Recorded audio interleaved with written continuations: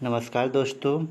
आज के इस क्लास में हम लोग वर्ग 10वीं की हिंदी से कुछ ऑब्जेक्टिव प्रश्न करने वाले हैं, जिसका शीर्षक है प्रेम ऐनी श्री राधिका करील के कुंजन ऊपर बारेऊ।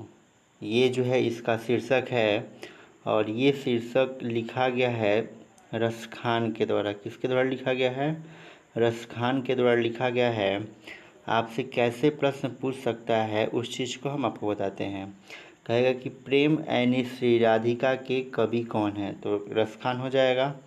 या कहता है कि करील के कुंजन ऊपर वारऊ की रचना किसने किया है, तो रसखान ने किया है। यहाँ से एक चीज़ और ध्यान दीजिएगा, अगर कहता है कि रसखान का जो जन्म हुआ है किस वंश में हुआ है, तो ध्यान रखिएगा पठान राजवंश में हुआ है। कहाँ पर हुआ है जी? पठान राजवंश में इनका क्या हुआ है? जन्म हुआ है। और इनका अगर नाम पूछता है, पूरा नाम, तो क्या हो जाएगा? सैयद इब्राहिम। क्या हो जाएगा? सैयद इब्राहिम। इनका क्या है? ये मूल नाम है। याद रखिएगा, रसखान का अगर मूल नाम पूछता है तो क्या हो जाएगा? सैयद इब्राहिम। इनका जन्म किस राजवंश में हुआ है, तो पठान राजवंश में हुआ है। अब आइए इसके अंतर्गत जो है अभी तक प्रीवियस क्वेश्चन क्या क्या पूछा हुआ है उस चीज़ को हम लोग देखने वाले हैं। यानी कि आपके एग्ज़ाम में कैसा कैसा प्रश्न बन सकता है उस प्रश्न को आज हम लोग करने वाले हैं। तो आइए हम लोग शुरू करते हैं। देखिए, आज का पहला प्रश्न है, कह रहा है कबीर रसखान किस राजवंश में उत्पन्न हुए थे? कबीर रसखान किस राजवंश में उत्पन्न हुए थे? तो ध्यान से देखिएगा, तो इसका राइट आंसर हो जाएगा ऑप्शन नंबर बी, पठान राजवंश में ये उत्पन्न हुए थे। रसखान से आपको एक चीज़ और याद रखना है कि ये जो थे दिल्ली के पठान राजवंश में उत्पन्न हुए थे। दिल्ली के पठान राजवंश में ये उत्पन्न हुए थे, अर्थात इनका जन्म हुआ था कहाँ पर? दिल्ली के पठान राजवंश में। आइए हम लोग अगला क्वेश्चन देखते हैं। क्वेश्चन नंबर हम लोग 2 की तरफ बढ़ जाते हैं। चलिए 2 नंबर ध्यान दीजिएगा। कह रहा है कि प्रीतम नंद किशोर जा दिन ते नैनिन लागेओ मन पावन चित चोर पलक ओट नहीं करी सको। यह पंक्ति किस कविता से है? तो उस पंक्ति का क्या करना है, आपको नाम बताना है। तो ध्यान दीजिएगा, इसका राइट आंसर हो जाएगा ऑप्शन नंबर सी, प्रेम ऐनी श्री राधिका। क्या हो जाएगा? प्रेम ऐनी श्री राधिका। और यहाँ से पूछता है कि प्रेम ऐनी श्री राधिका जो है किसके द्वारा लिखा गया है, तो क्या जवाब देंगे? रसखान के द्वारा। किसके द्वारा लिखा गया है?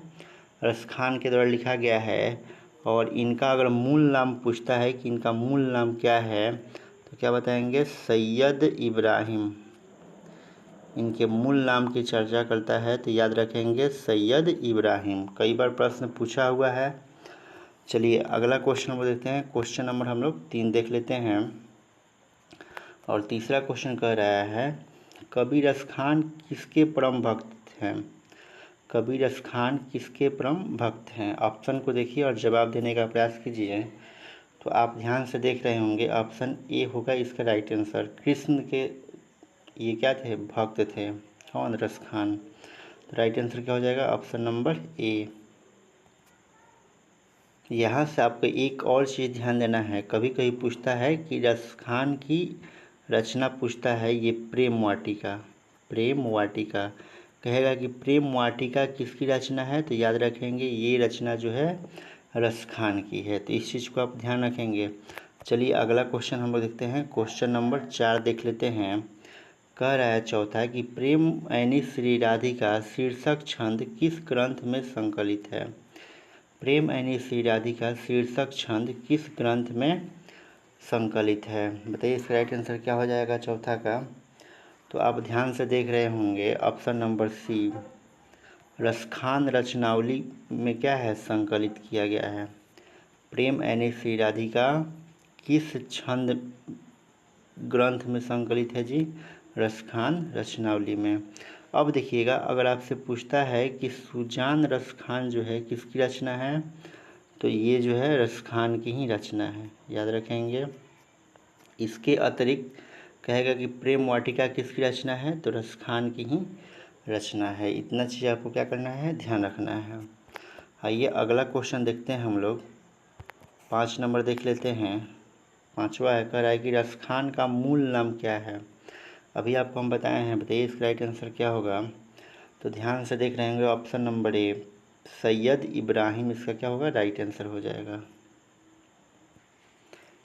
इसमें एक चीज़ और याद रखिएगा कि रसखान का यहाँ पर जो रचना जो है ना, सुजान रसखान है, और क्या है जी, प्रेम वाटिका है। तो इस चीज़ को ध्यान दीजिएगा आप।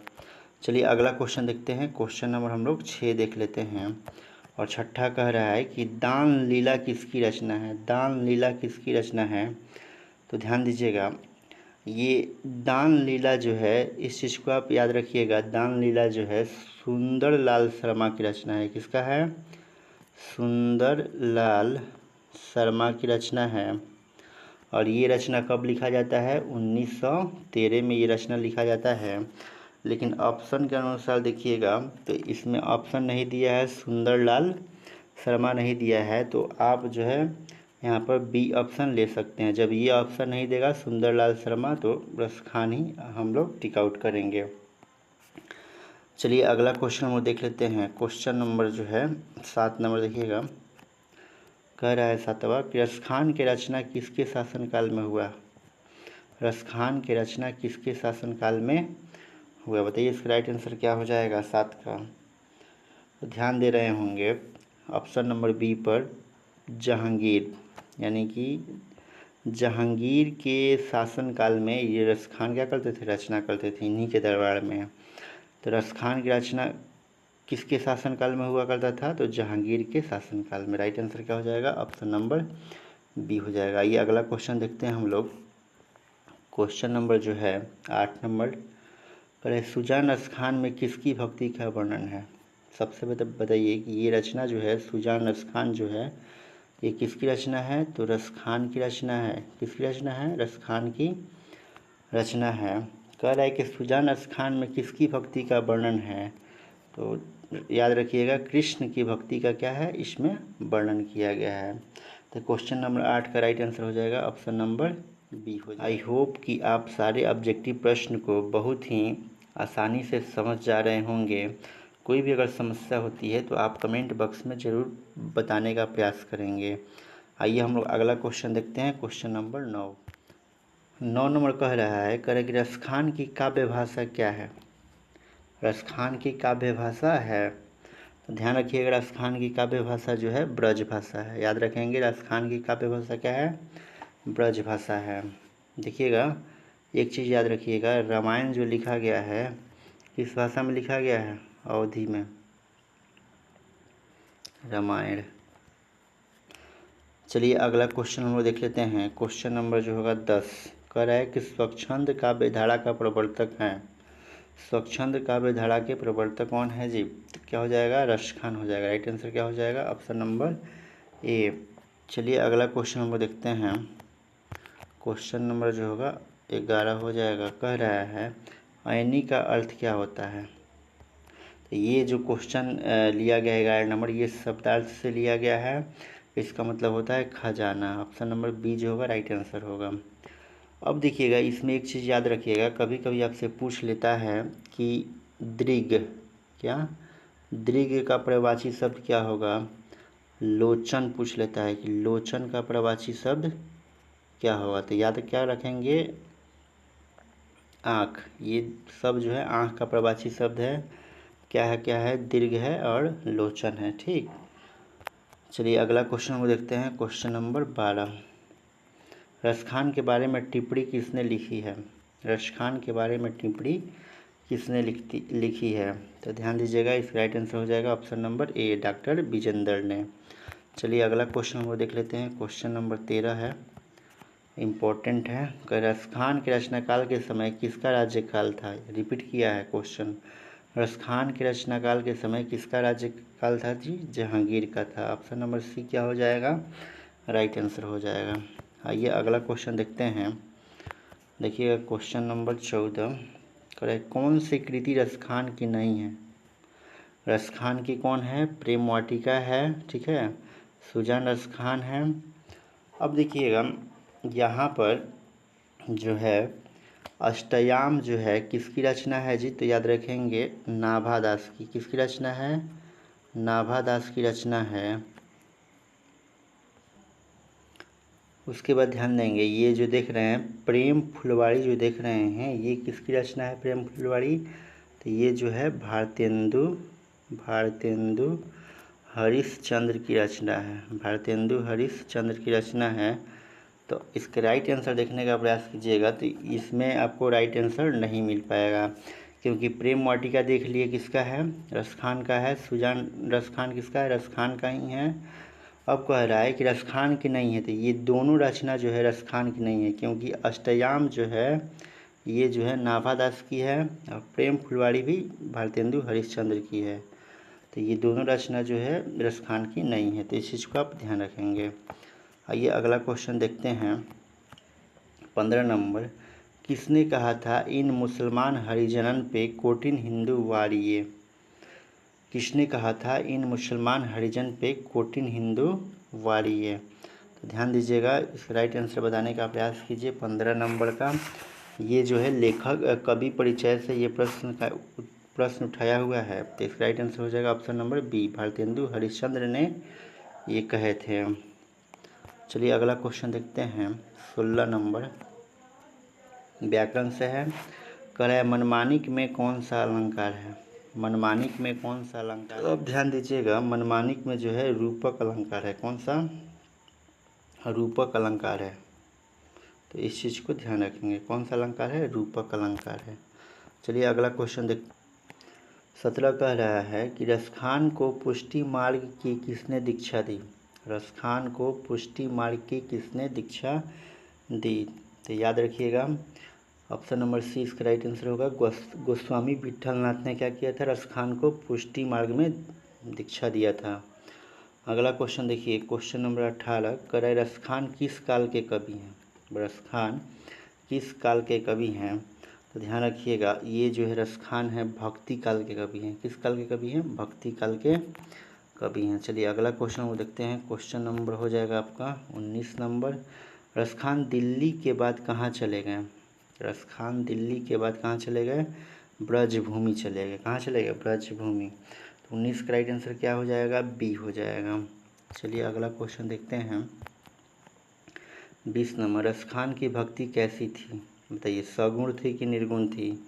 याद रखिएगा इनकी भक्ति जो थी सगुण थी। कैसी भक्ति थी? सगुण थी। तो 20 का राइट आंसर क्या हो जाएगा? ऑप्शन नंबर ए हो जाएगा। चलिए अगला क्वेश्चन देखिएगा 21 नंबर कह रहा है रसखान हिंदी के लोकप्रिय कवि हैं। रसखान हिंदी के लोकप्रिय कवि हैं।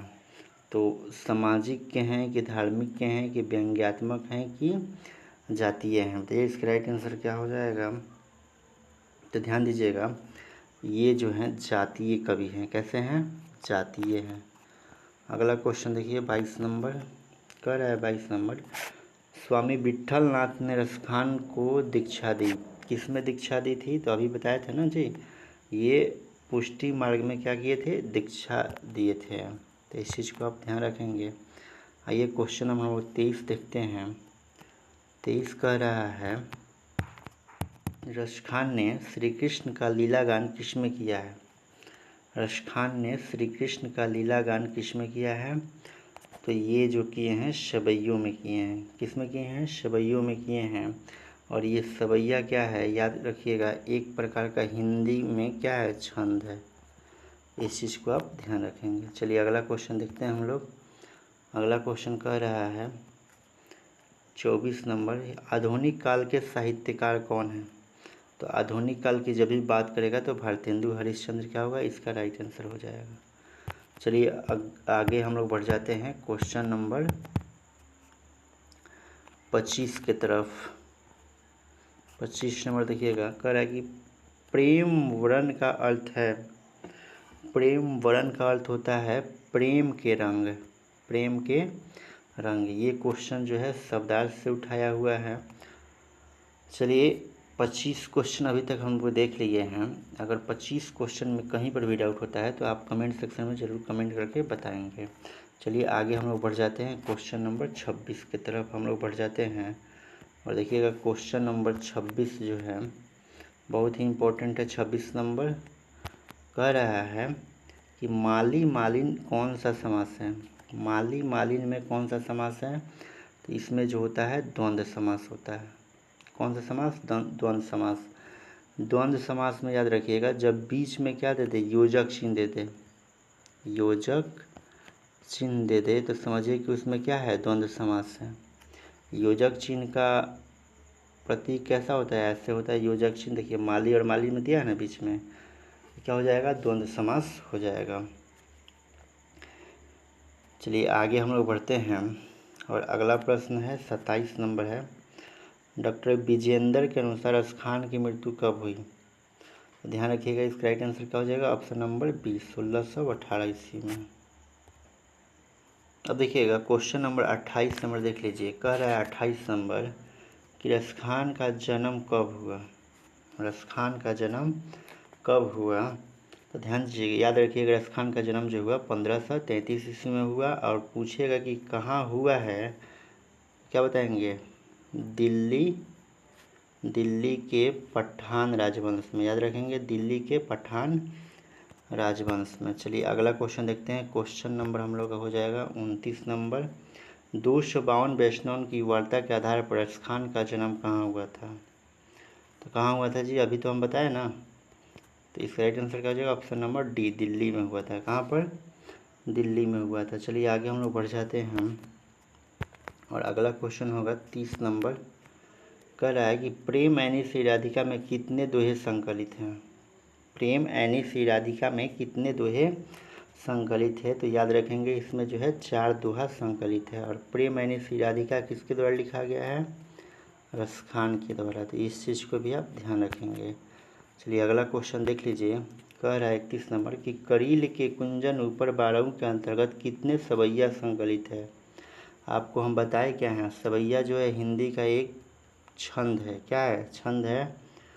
तो बताइए करील के कुंजन ऊपर बारहू के अंतर्गत कितने सवैया संकलित है। तो ध्यान दीजिएगा इसमें जो है एक सवैया जो है संकलित है। अब चलिए अगला क्वेश्चन हम लोग देख लेते हैं। क्वेश्चन नंबर जो होगा 32 नंबर होगा। और 32 कह रहा है कि दान लीला में कितने छंद संकलित हैं। तो याद रखिएगा इसमें दान लीला में जो है 11 छंद क्या है, संकलित हैं। चलिए अगला क्वेश्चन हम लोग देखेंगे 33 नंबर ध्यान दीजिएगा। कह रहा है कि राधा कृष्ण के संवाद को किस पद प्रबंध में संकलित किया गया है। राधा कृष्ण के संवाद को किस पद प्रबंध में संकलित किया गया है। तो बताइए 33 का राइट आंसर क्या हो जाएगा।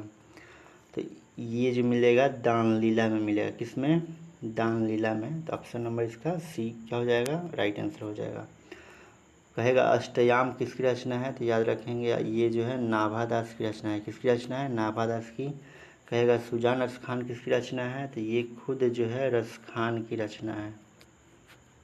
तो इस चीज़ को ध्यान रखना है। चलिए अगला क्वेश्चन देखिएगा।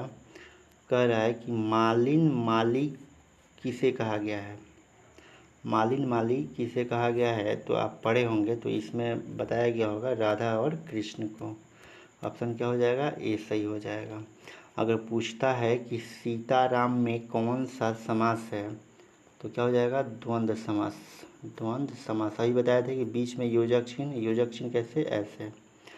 लक्ष्मी विष्णु में भी क्या है, द्वंद्व समास है।